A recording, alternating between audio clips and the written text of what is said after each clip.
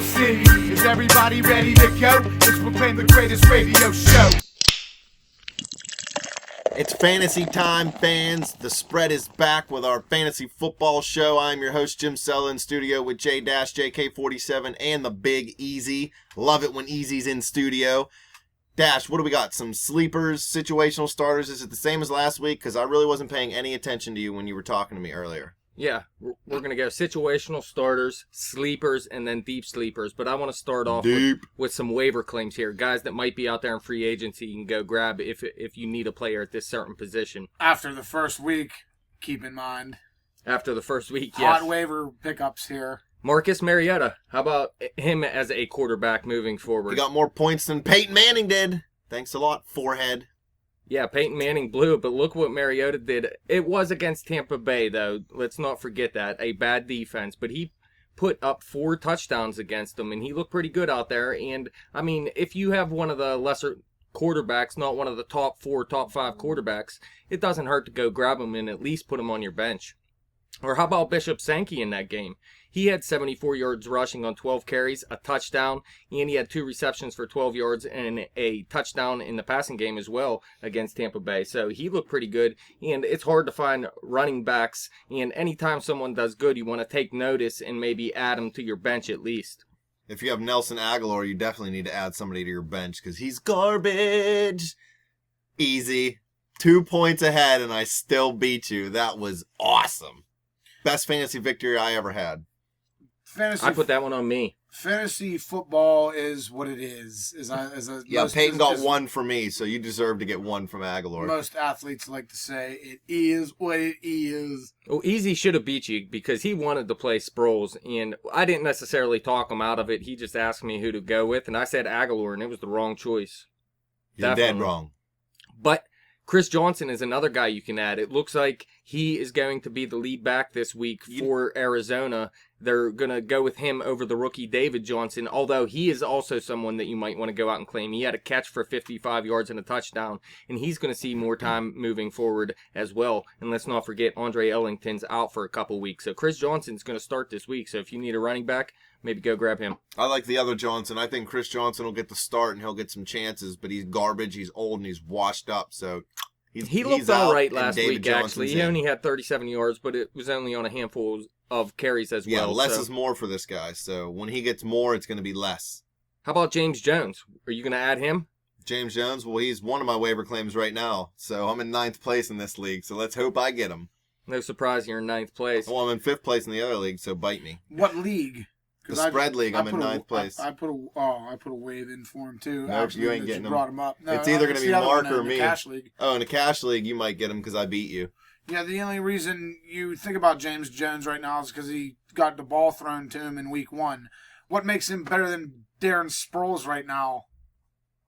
Well, I would say, first of all, he is in Green Bay's offense and not the Eagles' offense. But I tell you what, man, Darren Sproles, he looks like a good addition, too, if you want to go pick him up, because he had a big week, obviously. Sam Bradford was looking his way a lot in the passing game, and he was kick and punt returning. I thought Aguilar might do some of that, but it was all Darren Sproles, so he's not a bad ad. If I had to choose between one of the two, I'd still go James Jones, because it looked like he was the number 1 receiver out there in Green Bay, to tell you the truth, although I like Cobb more.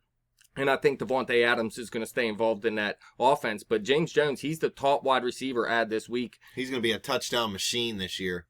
It's possible. He's done it before in Green Bay.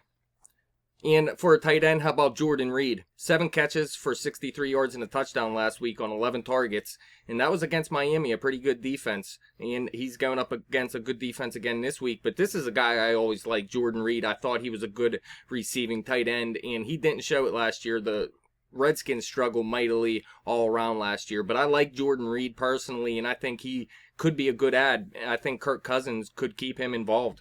No Deshaun Jackson, and Kirk Cousins is garbage, and his arm's like a noodle, so the only guy he can actually get it to is the tight end. So I like Reed here, especially since I'm trying to claim him on waivers and drop Owen Daniels. All right, let's move on to situational starters here. Jim, who is your situational starter this week? Of course, it's Larry Fitzgerald, man. I have him and John Brown on my team, but I need Larry to perform this week. Yeah, Arizona's going into Chicago. That's pretty bad defense, so it's a good matchup. Last week he had 6 catches for 87 yards against another bad defense in New Orleans. Look, Aaron Rodgers and the Packers put up 30-plus points on Chicago's D last week. James Jones, we just mentioned, had 2 touchdowns. And let's not forget, Carson Palmer played very well versus New Orleans last week as well. Michael Floyd, he only got a couple snaps. He was healthy. We didn't know if he was going to be active for the first week or not. He ended up being active, but he only got a couple snaps. He might get a few more snaps this week, but I like playing Larry Fitzgerald against Chicago, and of course I'm playing John Brown against Chicago as well. I'm playing anybody who plays Chicago because they're beat nuts. How about you, 47? Who's your situational starter this week? My situational starter is going to be C.J. Spiller. I look at, he missed week 1 versus Tampa Bay, but if you look at that game, Mark Ingram ended up having 8 catches for 98 yards. So no doubt Spiller's going to see some of that action in the passing game. He's also going to get some carries. They might even line him up in the slot. Yeah, I think I've seen him line up in the slot at receiver before. I think this guy's going to be used heavily in the passing game, actually. Mark Ingram will be used between the tackles more often than not. And if you look, like you said, Ingram had the big game in the passing game. I think Spiller's going to take over that role versus Tampa Bay this week. And look at Bishop Sankey. This is a guy that we think is not a very good running back, but he tore up Tampa Bay last week and had a receiving touchdown as well. So, I'm with you, 47. I think C.J. Spiller's a good play this week. How about you, Easy? Who you going with? Yeah, I'm just gonna jump on your bandwagon and go with Danny Woodhead because I like when the white boys run the ball hard. He's about the size of J.K. but he runs hard. White face. Until he breaks his leg again, he's a starter. And she already showed it in week 1. Well, look, he's going up against Cincinnati in Cincinnati this week, and if you look last week, Cincinnati tore up Oakland, but if you look, Latavius Murray actually had 7 receptions in that game against Cincinnati, and that's where Danny Woodhead is used in San Diego's in the passing game, although he was splitting time pretty evenly with Melvin Gordon, actually. Let's not forget what he did as well. Had 42 yards, 2 touchdowns, 4 receptions for 20 yards. That's a big game out of Danny Woodhead, and I've been talking him up all offseason, obviously, if you go back and listen. But Danny Woodhead, right now, I might rather play Woodhead over Melvin Gordon, to tell you the truth. Whitehead. I'm going to go with Giovani Bernard versus San Diego this week. Last week, he was also my situational starter. He had 63 yards rushing on 8 carries, and he had 6 receptions for 25 yards as well. And if you go back and look, it was Detroit that played San Diego last week, and Amir Abdullah straight killed San Diego. He was all over the field. We're not talking about Abdullah on this show this week. We're not talking about Og because he beat you. But listen, that's the kind of player Giovani Bernard is. So you might see the same kind of game out of Bernard that you've seen out of Abdullah last week. So I like Bernard going up against San Diego for sure this week. Hate you, Abdullah. What about the sleepers, Dash? Enough with these situational starters. Yeah, what about the sleepers? Give us your pick, man. Who is it? I got to go with Nick Foles. I like the scenery change from Philadelphia to St. Louis. I thought he played well in that offense. The wide receivers, they suit what Foles does well. He throws short, quick passes. He's real accurate. He can get the ball to his receivers while they're actually running. Tavon Austin, Brian Quick, Kenny Britt's their deep threat, although they don't use him a whole lot. They could probably try to use him downfield a little bit more. But I like Foles, man. He only threw, I think, 3 picks in the first year as a starter. This is a guy that can get the ball to his playmakers. I'm going to go with Foles too, but, you could easily just probably put Carson in there with Foles. Either one of them is going to just basically, until Carson Palmer breaks his leg, you might as well play him. Yeah, I guess. Just never know when that knee is going to crumble. Yeah, I like Foles this week against Washington as well.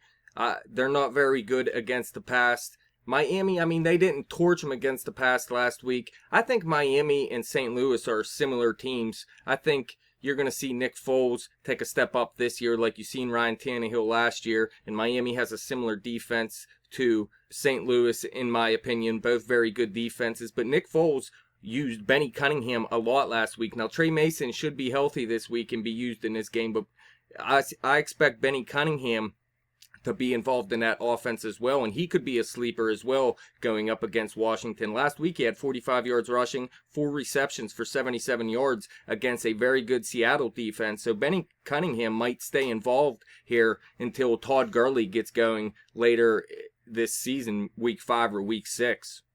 How about you, 47? Easy mentioned Carson Palmer. That's your pick of the week, correct? Carson Palmer is my sleeper of the week.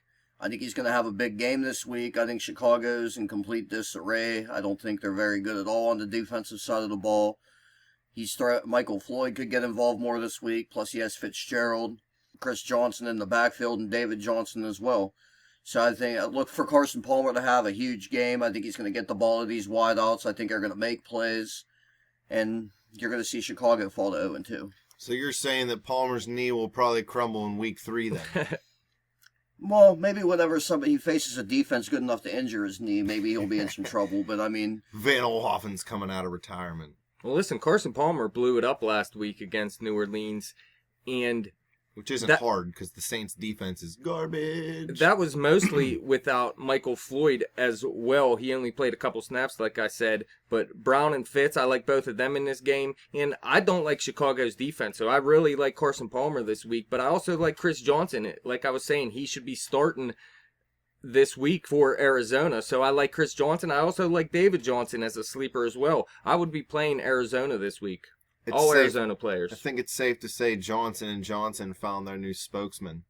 I'm going to go with Vernon Davis at Pittsburgh. He didn't have a bad week this past week versus Minnesota. He had 3 receptions for a team-high 47 yards and on a team-high 6 targets. And he also just missed a deep ball, which would have been a 40-50-yard gain. So he almost came up with a huge game. So I'm going to go with him as my sleeper. We've seen what Pittsburgh did in the passing game last week. They didn't look very good, and Gronkowski, the tight end, is the one who blew him up. Now, I don't see Vernon Davis having the same type of game as Rob Gronkowski had, but Vernon Davis, he's somewhat of a sleeper for this entire season, just because of how bad he was last year, but he actually looked pretty decent in week 1. So I'm going to take Vernon Davis as my sleeper up against a defense that really had trouble stopping the pass. You would pick VD. I seen that prescription in your bathroom. How about on the flip side of the ball in that game, Marcus Wheaton? Would you take him as a sleeper this week? Now, I know he had a bad game last week with a few drops. He's usually sure-handed, and let's not forget, he still had 3 catches for 55 yards and a 2-point conversion in that game. Big Ben plays much better at home than he does on the road. He did it all last season, so Big Ben might have a big week this week, and Marcus Wheaton should come up with a better game than he had last week. If he can catch it. How about deep sleepers? Who's your deep sleeper, Jim? I'm going to go with Jericho Cotchery just because other than Greg Olsen, there is nobody else to throw the ball to down there in Carolina right now. And Jonathan Stewart, I mean, he'll run it all right, but Cam Newton can't do everything himself. So he can't throw it and run and catch it. You know, I know he wants to, but he's going to have to throw it to Cotchery. And he showed his last year in Pittsburgh. I mean, he's not a number 1 guy, but he can come in and fill in. He'll give you a couple good games. Cotchery's sure-handed, so at least you know when you throw him the ball, he's going to catch it. I like Jericho Cotchery. Like you said, they don't have much else out there at wide receiver, and he's going up against Houston this week, and you think Houston's defense, one of the dominant defenses, but they actually had some trouble stopping the pass last year, and if you look last week, KC and Alex Smith threw 3 TDs at Houston, so you can definitely pass against Houston, and like you said, there's no one else out there. Jericho Cotchery caught a touchdown last week at Jacksonville, had 4 catches for 45 yards. So he had a decent game, and as a deep sleeper, yeah, I like it. How about you, 47? I'm going with Stedman Bailey from St. Louis. Caught 3 passes for 58 yards against Seattle in week 1. Somebody's got to get the ball out of these wideouts down there. Yeah, Tavon Austin had the big game last week, but Stedman Bailey, he was actually one of my sleepers coming into this season, and 58 yards on 3 catches versus a good defense. I like it. One of Austin's touchdowns, I believe, was a run out of the backfield also. So yeah, one was a run and the other was a punt return or a kick return. Yeah, he gets mixed up and mixed around, so he's not going to put up those big numbers every week. So between Bailey, Quick, and I don't know whoever's running it, eventually Gurley will get some points. Kenny Britt might get a few here or there. Yeah, I think Stedman Bailey can be a big play guy, and they're going to get him more involved moving forward. I mean, 8 points out of a deep sleeper is what he put up last week. I'd take that again out of a deep sleeper. Why not? How about you, Easy? Well, simply, I mean, not that I'm really feeling it, but I had to pick between a group of gentlemen that put me to deep sleep. I'll go with Jameis, just because you told me in our Platinum PPR League last week he put up 18 points, so against New Orleans, the ball's going to be in the air, so I can see him putting up 25 points in this PPR league we got going. So, yeah, I don't see why. Who really needs a quarterback now, though? Nobody. Well, you never know what's going. He wants a new whoever quarterback. owns Peyton, yeah, Yes. But you never know at this point how deep of a league you're in or whatnot. Maybe someone already owns Jameis Winston and you can't even pick him up, but. Yeah, he had 18 fantasy points last week. He looked terrible when you watch the game. He was horrible, and Mariota blew it up on the other side of the ball. But Winston did throw 2 TDs to Austin Seferian-Jenkins, who was one of my sleepers last week. Ass juice. And let's not forget, Mike Evans didn't play in this game as well, so he's going to get him back. That should help Winston as well. And New Orleans' defense isn't very good. Plus, Tampa Bay should be playing from behind in this game, so they're going to be passing a lot, I believe, in the second half. So I could see Jameis Winston putting up over 20 points in fantasy. I'm going to go with Lance Dunbar at Philadelphia. Easy's favorite player. Yeah, I don't know if you want to consider this a deep sleeper or not. Terrence Williams is my favorite Cowboy now. Please believe. But Lance Dunbar last week had 8 catches for 70 yards against the Giants, and he had 70 return yards as well. Now, their backfield is still a question of who is going to become the lead back or if they're going to run a running back by committee the entirety of the season. But Lance Dunbar was actually split out wide a lot in this game and used as a wide receiver. And now we hear Dez Bryant is actually out for the next few weeks. Do you know how long he's going to miss? I've heard 4 to 6 and 6 to 8 and 8 to 10. All right, so he's going to be out for a while. Lance Dunbar should be splitting out wide for the coming weeks, especially with Dez Bryant out. I mean, they're running out of receivers. They have Terrence Williams. Another deep sleeper could be Cole Beasley. He had 4 catches for 49 yards last week. He's going to be used in the slot. You know who they're looking at? Hakeem Nicks. Hakeem Nicks is paying a visit. I'd rather have Lance Dunbar in fantasy. I mean, he's the next one to get broke, though. Well, it's possible, but he looked good last week in the passing game and pretty much running as a wide receiver for most of the game. So I like Lance Dunbar. If he's out there, go pick him up and give him a shot if you need someone at flex. PPR. But that's it. Is that all you got for us today, Dash? Please believe. All right, well, we're going to wrap it up, fans. If you have any questions or comments, you can hit us up on Twitter at bet_the_spread. You can hit me up on Twitter at betjimthewin. Check out our Facebook page at facebook.com/betthespread. Keep coming back to YouTube. Click subscribe and thumbs up or thumbs down if you really don't like us. I mean, hey, it's your choice. Sproles for life. Aguilar down.